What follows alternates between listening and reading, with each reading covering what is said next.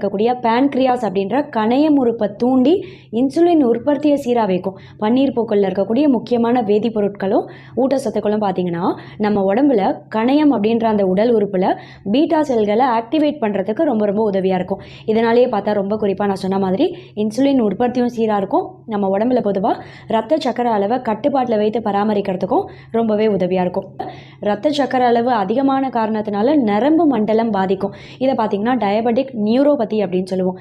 இந்த நரம்பு மண்டலம் பாதிப்படையக்கூடிய வாய்ப்பை கம்மி பண்ணக்கூடிய தன்மை பார்த்தீங்கன்னா பன்னீர் பூக்களில் அதிகமாக இருக்கிறதுனால நரம்பு தளர்ச்சி, பொதுவாகவே நரம்பு தளர்ச்சி இருக்குது, இல்லை நீரிழிவு நோய் பாதிப்புனால நரம்பு பாதிப்படைந்து கை கால் மறுத்து போகிற மாதிரி இருக்குது, உடல் முழுக்க நெருப்பு பற்றின மாதிரி எரியிற மாதிரி ஒரு உணர்வு ஏற்படும், குத்துற மாதிரி ஒரு ப்ரிக்கிங் சென்சேஷன் இருக்கும்.